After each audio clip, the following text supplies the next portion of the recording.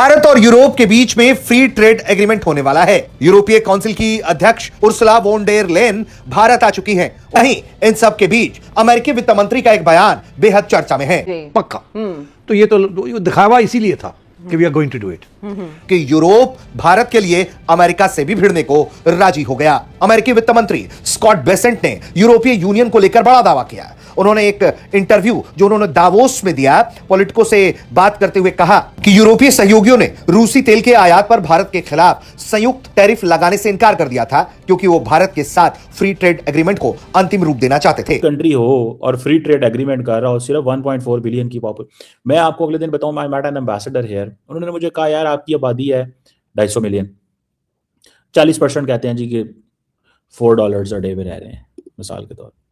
वो कहते हैं ठीक है, नो प्रॉब्लम। वो कहते हैं मेरे मुल्क की आबादी है 2 मिलियन,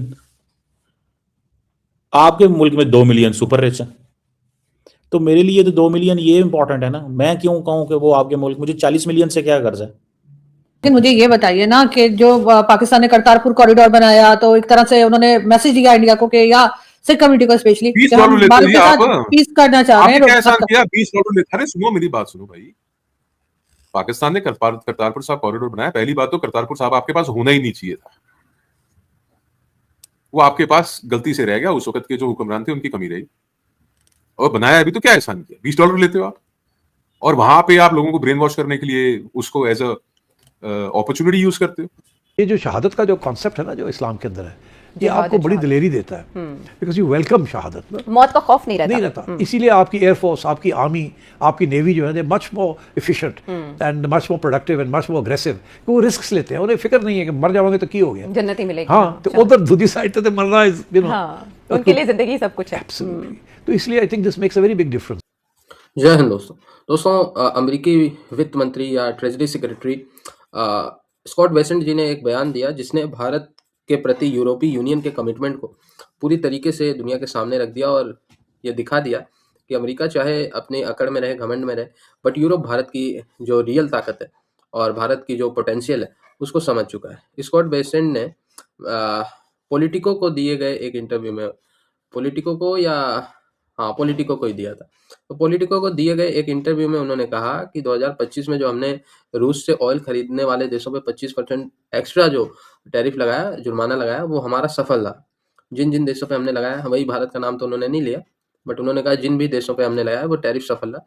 बट हमारे दिखावटी सहयोगी यूरोपीय यूनियन ने कहा कि जी हम भारत पे टैरिफ नहीं लगा सकते, मिलके। आपको पता है ना, वो जुलाई अगस्त के बाद जब अमेरिका और यूरोप दोनों मिलके भारत पे प्रेशर बना रहे थे, उसी समय 25% एडिशनल भारत पे टैरिफ आया था अमेरिका की तरफ से। उस समय अमेरिका ने बहुत मनाने की कोशिश की थी यूरोपीय यूनियन को कि आप भी 25% लगा दें, बट यूरोपीय यूनियन ने कहा, जैसा स्कॉट बेसेंट साहब बता रहे हैं, कि हम तो भारत के साथ ऑलरेडी ट्रेड डील फाइनलाइज करने वाले हैं। ऐसे में अगर हम उनको नाराज करेंगे तो हमारी जो सहमति है ट्रेड डील पे वो शायद बिगड़ जाएगी, और ये हमारा दशकों का प्रयास है। आपको भारत से पंगा लेना है, लें, हम तो जी भारत के पोटेंशियल समझ गए, हम तो उनसे फ्री ट्रेड एग्रीमेंट। सो ये जो है स्कॉट बेसेंट साहब ने बताया। अब ये दुनिया की मीडिया आउटलेट में चल रही है, पाकिस्तानी मीडिया में भी, कि भारत के लिए यूरोप अमेरिका से लड़ गया। इतना क्लोजेस्ट अलाई होने के बाद भी यूरोप ने परवाह नहीं किया और अमेरिका का और भारत पे टैरिफ नहीं लगाया आज भारत से वो फ्री ट्रेड एग्रीमेंट। सो पाकिस्तानियों को इसका काफी ज्यादा दर्द है, जैसे अमेरिका को। उनके लिए भी वो कहती बहुत कुछ हम कर रहे हैं। अब इंडिया को वो कह रहे हैं कि ये चौथी बड़ी इकोनॉमी है, मेजर इकोनॉमी है, 4 ट्रिलियन की जीडीपी हो गई है, जापान को ओवरटेक कर रहे हैं। तो ये 2 बिलियन लोगों के लिए फ्री मार्केट है। अब हमें जीएसपी प्लस स्टेटस मिला हुआ है पाकिस्तान को। इंडिया ने तकरीबन $76 अरब की गुड्स एक्सपोर्ट की यूरोपियन यूनियन को, $61 अरब की इंपोर्ट की। इंडिया को $15 अरब का फायदा हुआ है, ट्रेड सरप्लस है। और इसमें मेरे ख्याल है इंडिया को भी जीएसपी प्लस बेनिफिट मिले थे, वो उन्होंने खत्म कर दिए। अब वो जो कॉम्पिटेटिवनेस है इंडियन प्रोडक्ट हम नहीं कर सकते, फ्रैंकली स्पीकिंग। इस मामले में हम जिसे वो कहते हैं ना, वो बिल्कुल डिफरेंट बॉल गेम के खिलाड़ी हैं। हम बिल्कुल डिफरेंट बॉल गेम के खिलाड़ी हैं सर, इस चीज़ को ज़हन में रखिएगा। हम बिल्कुल डिफरेंट वो गेम के खिलाड़ी हैं। सो इस चीज़ में आपको वन मस्ट सी कि ये क्या हो रहा है। अच्छा, मैंने आपको क्या बताया, $76 अरब की इंडिया की एक्सपोर्ट है, $61 बिलियन की इंडिया की इंपोर्ट है। 2023 में कॉम्पिटेटिवनेस, वो जो जीएसपी प्लस बेनिफिट्स है वो विड्रॉ कर लिए थे उन्होंने। अब फ्री ट्रेड एग्रीमेंट जो है वो जो मार्केट एक्सेस जो इंडिया के लिए कम थी वो बढ़ाएगी, टैरिफ कम होंगे, गारमेंट्स, फार्मास्यूटिकल और में कुछ स्टील, पेट्रोलियम, लेटरम पेट्रम उनको। अच्छा, दूसरे लफ्जों में आज वो अमेरिका के सेक्रेटरी कॉमर्स कह रहे थे कि यूरोपियंस क्या कर रहे हैं, ये इंडिया से तेल खरीदते हैं, और असल में जब इंडिया से ये तेल खरीदते हैं तो असल में ये क्या कर रहे हैं, ये वो कह रहे हैं इंडिया से तेल खरीद के ये पैसे बनाते हैं ना, जो इंडिया से तेल खरीद के ये क्या करते हैं, असल में इंडिया से तेल खरीद के ये क्या करते हैं, रशिया को सपोर्ट कर रहे हैं कि तुम और यूक्रेन को मारो, ये वो कह रहे थे। ठीक है जी, वो ये बात कह रहे थे, वो कह रहे थे और मारो तुम। That was an interesting by the way from my side. बहरहाल, तो इंडिया की मार्केट एक्सेस बढ़ेगी। इंडिया जो है बेसिकली जो सेंसिटिव है ना वो एग्रीकल्चर और डेयरी साइड पे वो है, क्योंकि इंडिया के अंदर जो है अगर यूरोपियन यूनियन जो है वो इंडिया को अगर डेयरी प्रोडक्ट्स बेचती है, एग्रीकल्चर प्रोडक्ट्स बेचती है, तो इंडिया का किसान तो गरीब है। वो पहले ही किसान आंदोलन, और आपको पता है हमला कर देते हैं पंजाब से, चंडीगढ़ से सीधे इंडिया के ऊपर, दिल्ली के ऊपर, किसान सारे ट्रैक्टर काट लेंगे। मोदी नाल पहली लड़ाई है उन्होंने, हिंदी हार्टलैंड से उनकी लगती है। तो इस चीज को भी हमें थोड़ा सा वो देखना है। That is what Indians are looking कि यार ये काम ऐसे नहीं हो सकता। तो ये जो जियोपॉलिटिकल जो tectonic plates of global politics हिली है ना, इसने इन सब मुल्कों को करीब कर दिया।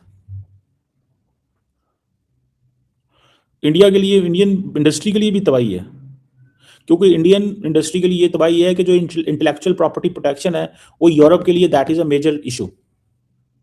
ये डाटा प्रोटेक्शन चाहते हैं, पेटेंट राइट्स जो होते हैं आपको पता है वो चाहते हैं, उसके ऊपर बड़ा, पेटेंट्स के ऊपर बड़ा कंट्रोल करते हैं। अब जो इंडिया है वो एक नया कार्बन टैक्स लगाएगा, carbon border adjustment mechanism India के ऊपर लगा रहे हो, कार्बन बॉर्डर एडजस्टमेंट मैकेनिज्म जो यूरोप इंपोज करेगा, जिसकी वजह से वहां प्रॉब्लम है इंडिया के अंदर। ये इंडियन एक्सपोर्ट्स पे लगेगा। अब ये क्या करेगा, ये जो micro, small and medium size industry है ना, जो हाई जिसे कंप्लायंस करनी पड़ेगी। लेकिन मुझे ये बताइए ना कि जो पाकिस्तान ने करतारपुर कॉरिडोर बनाया तो एक तरह से उन्होंने मैसेज दिया इंडिया को कि या सिख कम्युनिटी को स्पेशली $20 लेते भारत जी के आप, साथ पीस करना चाह रहे आपने क्या हैं। एहसान किया? $20 लेते। अरे सुनो मेरी बात सुनो भाई, पाकिस्तान ने करतारपुर साहब कॉरिडोर बनाया। पहली बात तो करतारपुर साहब आपके पास होना ही नहीं चाहिए था, वो आपके पास गलती से रह गया, उस वक्त के जो हुक्मरान थे उनकी कमी रही और बना। तो you are not doing any service to India और सिख्स। आप सिखों के ऊपर भी कोई एहसान नहीं कर रहे, आप $20 लेते हो हर एक पिलग्रिम से। मतलब ये तो वही जजिया है जो पहले अब्दाली लिया करता था, वो अब जजिया आप लेते हो। भाई अपनी मर्जी से आदमी आके कुछ भी वहां पे दान दे दे, वहां पे चढ़ावा चढ़ा दे, वहां पे मत्था टेक जाए, बात अलग है। पर आपने कहा कि जी हम $20 लेंगे। लेते हो कि नहीं लेते हो? आप ₹20 थोड़ा ना लेते हो, डॉलरों में पैसे मांगते हो आप।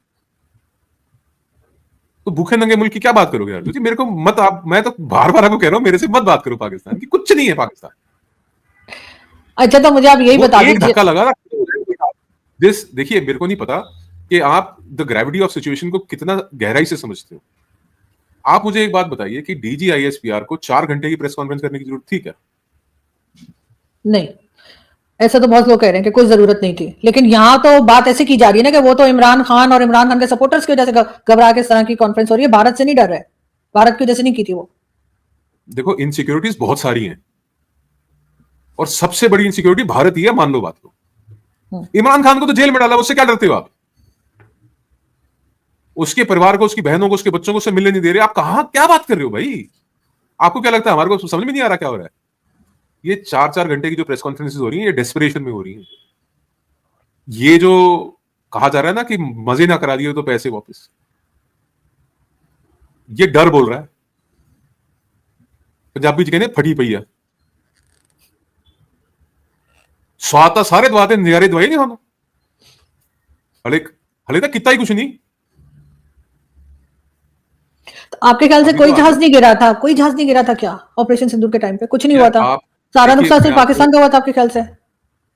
देखो, मैं आपको एक बात बताता हूँ Aarti ji, let me compare this. Hmm, there are many things जो मिलिटरीली डिस्कस नहीं की जाती, चाहे रडार के ऊपर सिग्नल्स हो, चाहे डमी सिग्नल्स। अभी हम